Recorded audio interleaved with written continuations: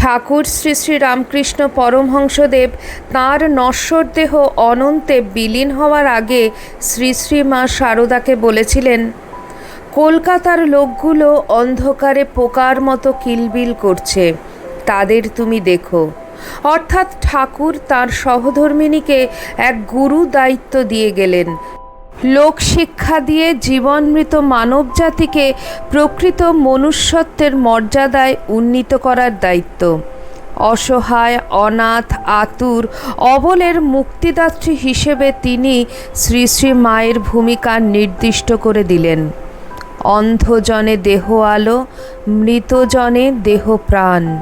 ঠাকুরের নির্দেশ শিরোধার্য করে শ্রী শ্রী মা তাঁর বাকি জীবন উৎসর্গ করে দিলেন জগৎ কল্যাণ ব্রতে।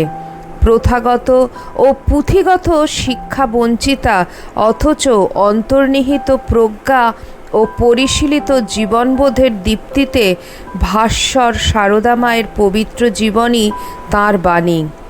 পল্লীবালিকা সারদামণি থেকে বিশ্ববন্দিত সন্ন্যাসী সংঘের সংঘজননী হওয়ার পথে তাঁর চলার পথের সকল কাঁটা ধন্য হয়ে ফুল হয়ে ফুটে উঠেছিল। এই সর্বজনীন মাতৃত্ব আর দেবীত্বের আড়ালে ছিল এক কঠিন সাধনা, এক কঠোর নিয়মানুবর্তিতা, যার প্রতিটি পদে ছিল নিরলস অধ্যাবসায়। ঠাকুরের আশীর্বাদে মা কিভাবে সেই কঠিন পথ পাড়ি দিয়ে অসংখ্য মানুষকে মুক্তির পথ দেখিয়েছিলেন, ভাবতে সত্যি অবাক লাগে।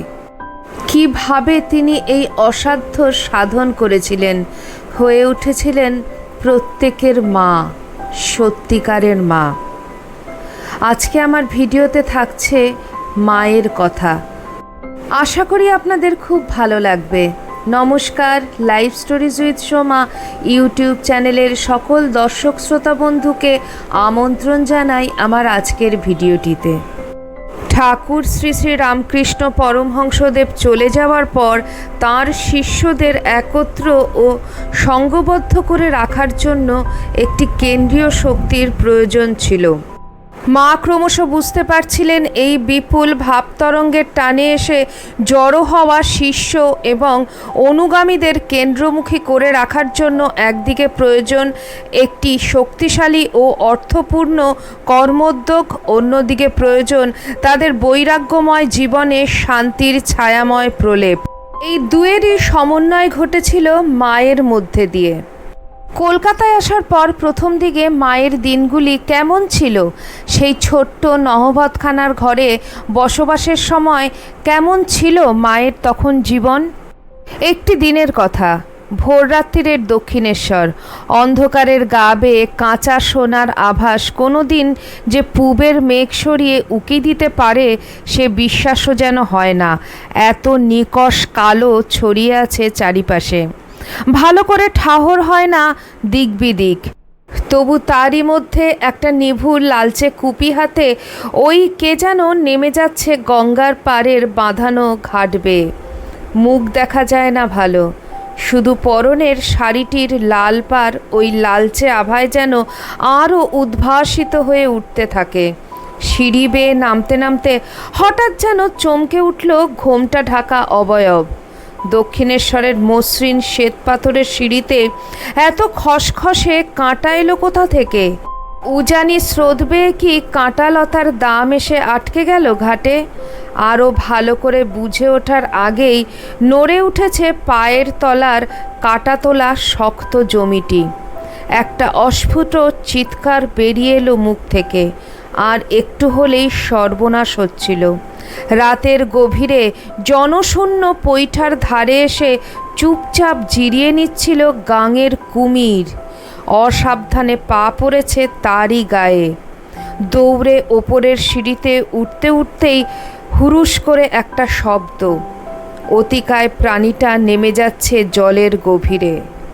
অসময়ে এই উপদ্রব নিশ্চয়ই পছন্দ হয়নি তারও। ঘটনার আকস্মিকতায় আরও খানিকক্ষণ স্থবির হয়ে দাঁড়িয়ে থাকার পর যে মেয়েটি আবারও ভয়ে ভয়ে ওই জলেই সাত তাড়াতাড়ি নেমে সারাদিনের মতন স্নান আর শৌচকার্য সেরে নিতে বাধ্য হবে, তার নাম সারদামণি, জয়রামবাটির মেয়ে। বিয়ে হয়েছিল এই দক্ষিণেশ্বর কালী মন্দিরেরই পূজারী কামারপুকুরের গদাধর চট্টোপাধ্যায়ের সঙ্গে। স্বামীর পাগলামির খবর লোকমুখে জানতে পেয়ে আর স্থির থাকতে না পেরে চলে এসেছেন দক্ষিণেশ্বরেই। মন্দিরের নহবতখানার ঘরটিতেই তার বর্তমান বাস। সে যুগে মুখে মুখে কথা ছড়াতো বহু দূর, তাই রাসমণির মন্দিরের পাগল পূজারীর অনাথ সৃষ্টির খেয়াল খুশির কথা যখন এসে পৌঁছল সারদামণির কানে, তখন তাতে যত না ছিল আনকোরা খবরের বিস্ময়, তার চেয়ে ঢের বেশি ছিল করুণার বাঁকা চাহনি আর পরচর্চার নোনতা স্বাদ। চক্ষু কর্ণের বিবাদ ভঞ্জন করার পর নিয়ে আমোদরের তীর থেকে গঙ্গার পলিমাটিতে এসে যখন তরুণীর পদচিহ্ন পড়ল, তখন ছোট পূজারীর বউয়ের জন্য যে নহবতখানার ঘরখানা বরাদ্দ হয়েছিল, মানুষ সেখানে সোজা মাথায় উঠে দাঁড়াতে পারে না, এমনই নিচু তার ছাদ। তবু সেখানেই পোটলা পুটলি নিয়ে সংসার পাতা। কাজ বলতে সকাল সন্ধে রাঁধা বাড়া আর ঠাকুরের কাছে সারাদিন আসতে থাকা অগণিত লোকের জন্য রাশি রাশি পান সাজা। নহবতখানার এক ফাঁক দিয়ে দেখা যায় ওই তিনি গান গাইছেন, গল্প বলছেন, হাসিয়ার সুরে মশগুল হয়ে থাকছে দক্ষিণেশ্বরের চাতাল। কাজের ফাঁকে ফাঁকে ঠায় কুঁজো হয়ে দাঁড়িয়ে উঁকি মেরে সেদিকে চেয়ে থাকেন সারদামণি। নিষ্পলক মুগ্ধতায় দৃষ্টি নড়ে না তার। অনেক পরে জানা যায় সেই থেকেই বাদ ধরে যায় পায়ে, কিন্তু সরাসরি দেখা হওয়ার তো আর উপায় নেই। শুধু দুপুরের খাবার নিয়ে যাওয়ার সময় যেটুকু দেখা হয় দুজনের, তাও মাঝে মাঝেই ভক্ত মেয়েরা এসে আবদার জুড়ে দেয়, আজ আমি নিয়ে যাব খাবারের থালা, দাও না আমার হাতে। নৈবেদ্য সাজানোর মতন করে থালা সাজিয়ে পাঠিয়ে দেন সারদামণি। দীর্ঘশ্বাস পরে শুধু একটু। একদিন এই নিয়ে একটু রাগও করলেন ঠাকুর, বললেন, আমার খাবারের থালা অমন জারতার হাত দিয়ে পাঠাও কেন? সারদামণি অবাক হন। মুখ চোরা মেয়ে তিনি। খানিক চুপ করে থেকে বলেন, আপনিই তো বলেন সবাই সমান, তাহলে এই বেলা ভেদ করেন কেন? জবাব শুনে আশ্চর্য হন গদাধর। লোকমুখে ততদিনে তিনি শ্রীরামকৃষ্ণ পরমহংসদেব। মুখে বলেন তাই হোক, কিন্তু মনে বোঝেন যত ছোটোখাটো দেখতে এই মেয়েকে তত সামান্য হয়তো নয়। সারদামণির প্রায় রাতেই ঘুম ভেঙে যায় মাথার উপরে ঝুলিয়ে রাখা খলুইতে জীবন্ত শিঙ্গি মাছের খলবলানি শুনে। পেটের অসুখ স্বামীর, তাই এই ব্যবস্থা। কিন্তু যার জন্য সুদূর বাঁকুড়া থেকে পাড়ি জমিয়ে এই একান্তবাসের জীবন, তাকে তেমন করে পাওয়া হলো আর কই? ঠাকুর মাঝে মাঝে একটি গান গেয়ে ওঠেন প্রায়ই। সেই কলিটা মাথার মধ্যে ঘুরতে থাকে সারদামণির। হয়ে বিদেশিনী নারী, লাজে মুখ দেখাতে নারী, বলতে নারী, কইতে নারী, নারী হওয়া একই দায়। সেই দায় মাথায় নিয়েই লোকসমক্ষে বেরোনোর বিড়ম্বনা এড়াতে রাত থাকতে থাকতে উঠে গঙ্গায় যেতে হয় সব কাজ সারতে। বেলা হলে মুশকিল। তা সে মকর বাহিনী গঙ্গার কৃপায় কুমির কামঠ যার গায়ে পা পড়ুক না কেন। ঠাকুর রামকৃষ্ণ পরমহংসদেবও বোঝেন হয়তো নারী মনের একান্ত বাসনা আর স্বাভাবিক চাওয়া পাওয়ার জটিল সমীকরণের চাপে সারদামণির কাঁচা মনটি নুয়ে পড়েছে কি। ষোড়শী পুজোর দিন এক অদ্ভুত কাণ্ড করে বসেন তিনি। সেদিন গভীর রাতের নির্দেশ, স্নান করে কাঁচা কাপড় পরে তৈরি থাকতে হবে সারদামণিকে। দুরু দুরু বুকে প্রস্তুত হয়ে বসেন তিনি। সামনে তাঁর চিরপরিচিত স্বামী, সর্বাঙ্গে সাধকের বেশ, যেন অপরিচয়ের আড়ালে মুড়ে ফেলেছে তাঁকে। অজানা এক প্রেক্ষাপটের ভারী পর্দা ক্রমশ উঠে যেতে থাকে দুই নরনারীর মধ্যে থেকে। স্বামী এবং স্ত্রী সেদিন হয়ে ওঠেন মহাকালের আশ্চর্য রঙ্গমঞ্চের দুই পাত্র পাত্রী, একজন পূজারী, অন্যজন দেবী। শারদামণিকে দেবী জ্ঞানে রাতভর পূজা করলেন রামকৃষ্ণ পরমহংসদেব। শারদামণির গলায় রক্তজবার মালা, কপালে সিঁদুর, সামনে ঘিয়ের প্রদীপ থেকে কর্পূর গন্ধি ধোঁয়া যেন চেতনা আচ্ছন্ন করে ফেলেছে। তারই মধ্যে অভিভূতের মতন টের পেলেন একবার। পায়ে মাথা লুটিয়ে প্রণাম করছেন তাঁর স্বামী, প্রায় বাহ্যজ্ঞান রহিত। সব শেষে অখণ্ড নীরব আকাশকে সাক্ষী রেখে সেদিন যে মেয়েটি আবার গিয়ে সেধবে সেই ঘুপচি নহবতখানার ঘরে তার মাথার মধ্যে প্রতিধ্বনিত হচ্ছে একটাই জড়িত কণ্ঠস্বর, মানবী নও, তুমি দেবী, দেবী। আশা আকাঙ্ক্ষার দবদবে স্পন্দন ভরা বুকে অপেক্ষামান একটি মেয়ে সেই এক রাতেই অনেকটা বড় হয়ে গিয়েছিল বুঝি। মানুষই নয়, সে যে দেবী। একটি সন্তানের জন্য কখনো বুঝি আকুল হয়েছিল সে। প্রত্যুত্তরে জেনেছিল, এই তো নরেন, শিবু, এরা সবাই তোমারই সন্তান। বিশ্বজোড়া মাতৃত্ব আর হৃদয়জোড়া দেবীত্বের এই দায়িত্ব আজীবন বহন করবেন তিনি। ততদিনে দক্ষিণেশ্বরের ঘাট বেয়ে বহুবার আরও কত শত ঢেউ আছড়ে পড়বে। গলার ক্যান্সারে ভুগে কাশীপুর উদ্যানবাটি থেকে শ্রী শ্রী ঠাকুর রামকৃষ্ণ পরমহংসদেবও বিগত হবেন। তবু তাঁর দিয়ে যাওয়া এই দেবীত্বের পরাকাষ্ঠা সযত্নে লালন করে যাবেন শারদামণি, হয়ে উঠবেন শ্রী শ্রী মা। তিনি যে বৈধব্য স্বীকার করেননি কখনো। দেবী তো কখনো বিধবা হন না। তাই নরুন লাল পেরে সাদা শাড়িটি হবে চিরকালীন অঙ্গবাস। হাতে আজীবন থাকবে ডায়মন্ড কাটা বালা, যে বালা দুটি তাকে গড়িয়ে দিয়েছিলেন স্বয়ং ঠাকুর রামকৃষ্ণ পরমহংসদেব। সেখানেও নিহিত আছে আর এক দেবী উপাখ্যান। একবার দক্ষিণেশ্বরের পঞ্চবটী তলায় মাতা সীতাকে চাক্ষুষ করেছিলেন ঠাকুর। তখন প্রায়শই তাঁর এরকম অলৌকিক দর্শন কাহিনী শোনা যেত। প্রথমটায় তিনি বোঝেননি এই সুন্দরী একাকিনী দেবী কে। হঠাৎ দেখলেন একটি হনুমান গাছ থেকে লাফিয়ে পড়ে লুটিয়ে প্রণাম করছে তাকে। অমনি বুঝে গেলেন যা বোঝার। এ কাহিনীর আসল চরিতার্থতা অবশ্য শারদামণির হাতের ওই বালা জোড়াতে। সীতা মায়ের হাতেও নাকি একই নকশা কাটা অলঙ্কারের দেখা মিলেছিল সেদিন। সর্বাঙ্গীন দেবীত্বে স্ত্রীকে উপনীত করার এই নিরন্তর অনুশীলন বিফলে যায়নি। ঠাকুরের মৃত্যুর পরেও শারদামণি বেঁচেছিলেন আরও 34 বছর। অটল দেবীত্বের যে সিংহাসনে তাকে বসিয়েছিলেন ঠাকুর শ্রী শ্রী রামকৃষ্ণ পরমহংসদেব, সেই ভাবমূর্তি তিনি নষ্ট করেননি কখনো। কিন্তু তার নিজস্ব চারিত্রিক স্বাভাবিকতাকেও ক্ষুণ্ণ হতে দেননি। দক্ষিণেশ্বরে আর কখনো থাকেননি তিনি। তবে জয়রামবাটির পাশাপাশি তিনি নিয়মিত বাগবাজারের বাসাটিতেও থেকেছেন পরবর্তীকালে। আসলে ঠাকুর চলে যাওয়ার পর তাঁর শিষ্যদের একত্র এবং সঙ্গবদ্ধ করে রাখার জন্য একটি কেন্দ্রীয় শক্তির প্রয়োজন ছিল। কিন্তু ঠাকুরের মতন বাগ্মিতা কিংবা সরল ঈশ্বর ভাবনার চমৎকারিত্ব রপ্ত করার মেকি প্রচেষ্টার ধার কাছ দিয়েও যাননি শারদা মা।